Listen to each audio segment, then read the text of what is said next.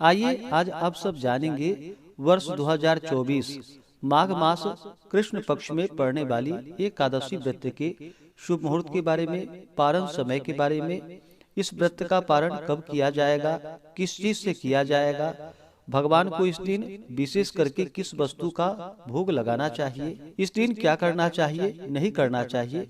तो आइए जानते हैं इन सबों के बारे में। माघ मास के कृष्ण पक्ष में पड़ने वाली एकादशी को इसे षटतिला एकादशी के नाम से जाना जाता है। आप सभी भक्तों को षटतिला एकादशी व्रत की ढेर सारी शुभकामनाएं। माघ मास की षटतिला एकादशी व्रत में इस दिन, जो कि भगवान विष्णु, माता लक्ष्मी और भगवान विष्णु के श्री कृष्ण स्वरूप का पूजन किया जाता है। जो भी भक्त सच्ची श्रद्धा के साथ, नियम और निष्ठा के साथ षटतिला एकादशी का व्रत करते हैं, इस व्रत में नियमों का पालन करते हैं, कथा श्रवण करते हैं, इससे भगवान विष्णु, भगवान श्री कृष्ण अपने भक्तों के सभी प्रकार के पापों को नष्ट कर देते हैं। यह व्रत, जो कि अनजाने में किए गए पापों को नष्ट करने वाला है तथा जानबूझकर भी किया गया पाप इस व्रत के प्रभाव से नष्ट हो जाते हैं। यह ब्रह्म हत्या आदि पापों से मुक्त करता है तथा इस व्रत को धारण करने वाले के जन्म जन्मांतरों के पाप नष्ट हो जाते हैं। स्वर्ग में अत्यंत ही आनंददायी सामानों से परिपूर्ण गृह प्राप्त होता है तथा दुर्भाग्यता, दीनता और दरिद्रता इस व्रत के प्रभाव से इन सबों का नाश होता है तथा अंत समय में स्वर्गलोक की प्राप्ति होती है। एकादशी का व्रत, जो कि प्रत्येक माह के कृष्ण पक्ष और शुक्ल पक्ष की एकादशी तिथि के दिन धारण किया जाता है। एकादशी का व्रत, जो कि सभी प्रकार के पापों को नष्ट करने वाली है, और जब व्यक्ति के पापों का नाश होता है तभी उनके पुण्य उदित हो पाते हैं, उसके बाद ही सांसारिक सुखों की प्राप्ति हो पाती है। तो आइए जानते हैं षटतिला एकादशी व्रत के शुभ मुहूर्त के बारे में।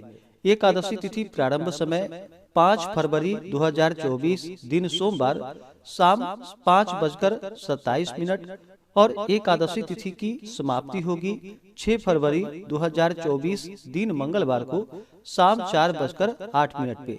तो हमें शुद्ध रूप से सूर्योदय व्यापनी के अनुसार जो समय प्राप्त हो रहा है, वह समय 6 फरवरी 2024 दिन मंगलवार को सभी भक्तजन एकादशी का व्रत धारण करेंगे। 5 फरवरी को 10वें दिन के नियमों का पालन करेंगे। 6 फरवरी को एकादशी का व्रत किया जाएगा और इस व्रत का पारण, जो कि 7 फरवरी को किया जाएगा। एकादशी व्रत का पारण, जो कि हरिवासर में नहीं करना चाहिए। हरिवासर का समय द्वादशी तिथि का पहला चौथाई हिस्सा हरिवासर का होता है। हरिवासर में व्रत का पारण नहीं करना चाहिए। तो द्वादशी तिथि की जो समाप्ति है वह 7 फरवरी बुधवार के दिन दोपहर 2:03 पे द्वादशी तिथि की समाप्ति है। इस व्रत का पारण 7 फरवरी को किया जाएगा। पारण का जो समय होगा वह समय सुबह 7:06 से सुबह 9:18 तक व्रत का पारण किया जाएगा। षटतिला एकादशी व्रत का पारण, जो कि गो दुग्धेन पारणम, यानी कि गाय के दूध से व्रत का पारण है, यह संभव ना हो पाए तो आप तुलसी दल, जल, फल से व्रत का पारण करें। एकादशी तिथि के दिन 6 फरवरी को जो सूर्योदय का समय है वह समय सुबह 6:38 और सूर्यास्त शाम 5:45। ब्रह्म मुहूर्त का जो समय होगा वह समय सुबह 5:22 से सुबह 6:14 तक होगा। 6 फरवरी को राहु काल का जो समय होगा वह समय दोपहर 2:58 से शाम 4:22 तक, और 7 फरवरी को दोपहर 12:12 से दोपहर 1:35 तक राहु काल का समय होगा। राहु काल समय के दौरान कोई भी शुभ कार्य या नया कार्य नहीं करना चाहिए, यह लाभप्रद नहीं होता है, इस बात का ध्यान रखें। नक्षत्र, जो कि ज्येष्ठा नक्षत्र सुबह 7:35 तक होगा। उसके बाद मूल नक्षत्र। योग, जो कि व्याघात योग सुबह 8:50 तक होगा। उसके बाद हर्षण योग। षटतिला एकादशी का जो भी व्रत धारण करने वाले हैं, षटतिला एकादशी व्रत में जो कि खास करके 6 नियमों का पालन करना चाहिए। इस व्रत में जो कि 6 प्रकार के तिल के कार्य बतलाए गए हैं। षटतिला एकादशी के व्रत में जो कि तिल स्नान, तिलों से उपटन, तिल का हवन, तिलोदक पान यानी कि जल में तिल डाल करके उसे ग्रहण करना चाहिए और तिलों का आहार तथा तिल दान का जो कि बड़ा ही विशेष महत्व माना गया है। इस दिन भगवान विष्णु का जो कि पूरे विधि विधान के साथ गंध पुष्प धूप दीप आदि से पूजा करनी चाहिए। इस दिन खास करके भगवान विष्णु भगवान श्री कृष्ण को जो कि पेठा, नारियल, सीताफल, सुपारी आदि अवश्य ही अर्पित करनी चाहिए और विशेष प्रकार से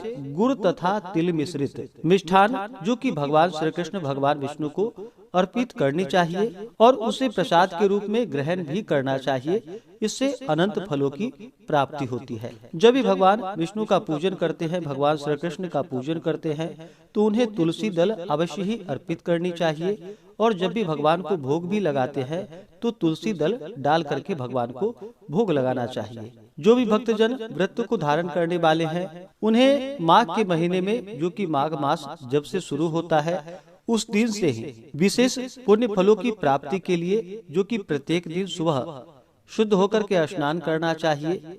माघ के महीने में जो कि संगम आदि में तीर्थों आदि जगहों पर गंगा स्नान करने का बड़ा ही विशेष महत्व माना गया है और भगवान विष्णु भगवान श्री कृष्ण के पूजन का विशेष महत्व माना गया है। तो इस व्रत को धारण करने वाले को विशेष पुण्य फलों की प्राप्ति के लिए प्रत्येक दिन सुबह गंगा में स्नान करना चाहिए और अपने मन तथा आत्मा को शुद्ध कर अपने इंद्रियों का भी दमन करे और काम, क्रोध, अभिमान, ईर्ष्या, पिशूनता इत्यादि को त्याग करके भगवान का स्मरण करते हुए पुष्य नक्षत्र में गोमय यानी कि गोबर को एकत्रित कर उसमें तिल एवं कपास मिलाकर कंडे पाथे और उसमें नित्य प्रति 108 हवन किया करे। इस प्रकार जब माघ मास कृष्ण पक्ष का दशमी का दिन आवे, पूर्वाषाढ़ा नक्षत्र हो अथवा मूल नक्षत्र हो, तो उसमें नियम पूर्वक मन को शुद्ध कर भगवान का पूजन कर एकादशी का व्रत करते हुए सुबह शाम भगवान का पूजन करना चाहिए, कथा श्रवण करनी चाहिए, भगवान विष्णु भगवान श्री कृष्ण के नाम का संकीर्तन करना चाहिए और फिर एकादशी की रात्रि जागरण करते हुए समय को व्यतीत करना चाहिए और दूसरे दिन द्वादशी तिथि के दिन सुबह उठ करके स्नान करके विधिवत फिर से भगवान श्री कृष्ण का जो कि गंध पुष्प धूप दीप अगर कपूर फूल मालाओं से भगवान का श्रद्धा पूर्वक पूजन करना चाहिए। नैवेद्य में विशेष प्रकार से जो कि खिचड़ी अर्पण करनी चाहिए और फिर उसे प्रसाद के रूप में द्वादशी तिथि के दिन ग्रहण करना चाहिए। इस प्रकार व्रत को धारण करने से जो कि अनंत फलों की प्राप्ति होती है। जो भी एकादशी का व्रत धारण करने वाले हैं, उन्हें दशमी तिथि के दिन सूर्यास्त होने से पहले ही भोजन ग्रहण कर लेना चाहिए। उस दिन शुद्ध और सात्विक आहार ग्रहण करनी चाहिए, चावल ग्रहण नहीं करनी चाहिए। दशमी के दिन जो कि हविष्यान्न भोजन ग्रहण किया जाता है। हविष्यान्न में जो कि जौ, गेहूं, गोघृत, सेंधा नमक हुआ जो कि भोजन ग्रहण करना चाहिए और दशमी की रात्रि एकादशी व्रत का भगवान श्री कृष्ण भगवान विष्णु के नाम का एकादशी व्रत का स्मरण करते हुए सोना चाहिए। एकादशी की सुबह उठ करके नित्य क्रियाओं से निवृत्त होकर के गंगा नदी में या घर के नहाने के पानी में ही थोड़ा सा गंगा जल मिला करके स्नान करना चाहिए, शुद्ध वस्त्र धारण करना चाहिए और व्रत का संकल्प लेना चाहिए। भगवान से प्रार्थना करनी चाहिए कि हे भगवान विष्णु, हे भगवान श्री कृष्ण, आज मैं षटतिला एकादशी का व्रत धारण करने जा रहा हूँ या करने जा रही हूँ। इस प्रकार से भगवान से प्रार्थना करे कि यह व्रत मेरा निर्विघ्न पूरा हो, हमें पुण्य फलों की प्राप्ति हो। इस प्रकार से भगवान से प्रार्थना करे। एकादशी सुबह और शाम के वक्त पूरे विधि विधान के साथ पूजन करे, रात्रि जागरण करते हुए समय व्यतीत करे और द्वादशी की सुबह उठ करके स्नान करके शुद्ध वस्त्र धारण करके भगवान का पूजन संपन्न करके भगवान को खिचड़ी का भोग लगाए और फिर ब्राह्मणों को भोजन करवाए, ब्राह्मणों को दान और दक्षिणा दे, गरीबों को भोजन करवाए और फिर समय के अनुसार व्रत का पालन करना चाहिए और जो भगवान को खिचड़ी का भोग लगाए हैं उसे फिर प्रसाद के रूप में पहले ग्रहण करना चाहिए। इससे अनंत फलों की प्राप्ति होती है, व्यक्ति के सभी प्रकार के पापों का नाश होता है और फिर इसके प्रभाव से दुर्भाग्यता, दीनता और दरिद्रता का नाश हो जाता है। ऐसे ही ज्ञान वर्धक जानकारियाँ प्राप्त करते रहने के लिए चैनल पे अगर आप पहली बार आए हैं तो चैनल को लाल बटन दबा करके सब्सक्राइब करें, साथ में बेल आइकन घंटी को दबाएं ताकि आने वाली वीडियो का नोटिफिकेशन आपको समय से मिलता रहे।